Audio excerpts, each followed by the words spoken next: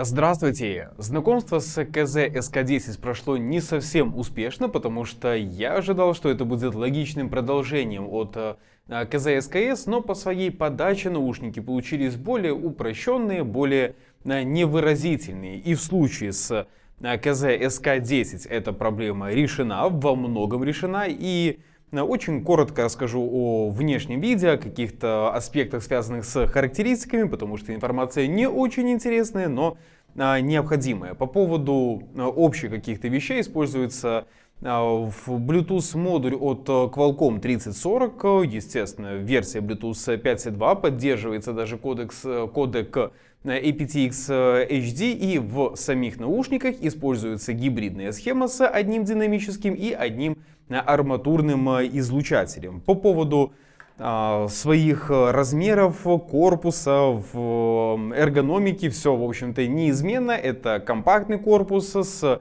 идеальной эргономикой, ровно такой, какой она должна быть, и при этом амбушюры достаточно большие по своему размеру, они полноценные, и единственное, что мне не нравится, это сам материал, потому что он слишком тонкий. То есть хотелось бы, чтобы он был чуть-чуть поплотнее, но, по крайней мере, поставить свои амбушюры сюда не будет составлять какой-то особой проблемы. Соответственно, в ушах они особо не видны. Насколько вам понравится золотая вставка, либо же вы будете считать ее цыганской, это уже исключительно ваше впечатление, ваше какое-то мнение. Мне кажется, что это достаточно сдержанно и, в принципе, смотрится, выглядит адекватно. И, пожалуй, самое главное — это звучание, насколько они изменились, насколько сделали шаг вперед, и это ощутимо, потому что в случае с SK10 это было уже упрощенное звучание по сравнению с теми же SKS, меньше деталей, значительно хуже те же панчи, те же атаки, очень такое среднее звучание, то здесь это исправили, то есть снова у наушников есть адекватная агрессия, которая встречается в тех же СКС, но при этом середина здесь все же поровнее, она немножечко больше выдвинута на свое место, еще не на передний план, но по крайней мере она ощущается хорошо.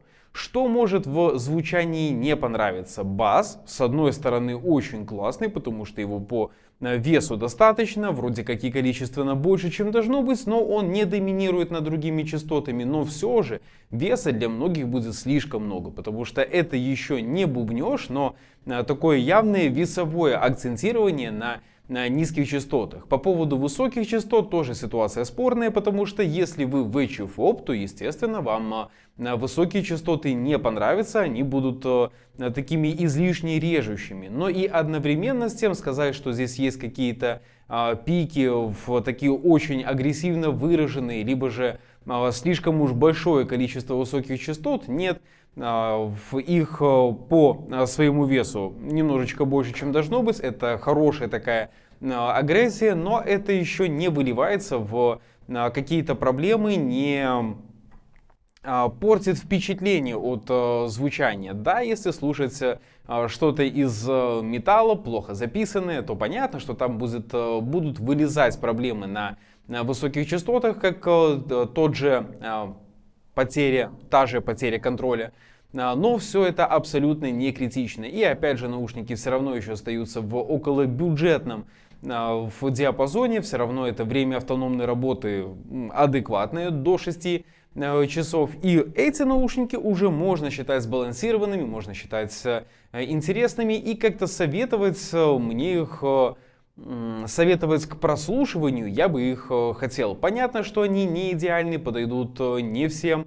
То есть, если вам не нравится агрессия, не нравится, когда прям много количественно баса по весу баса, то могут быть некоторые проблемы. Но глобально наушники получились интересные, хорошие. Такой шаг вперед от КЗ и явно такое правильное направление. Поэтому на этом буду завершать свое видео впечатление. Если вас заинтересовали данные True Wireless наушники, то по ссылке в описании сможете их найти. И также на нашем сайте Netbox вы сможете подобрать для себя наушники, которые вам подойдут. На этом точно все. Желаю вам мира и здоровья. До скорых встреч!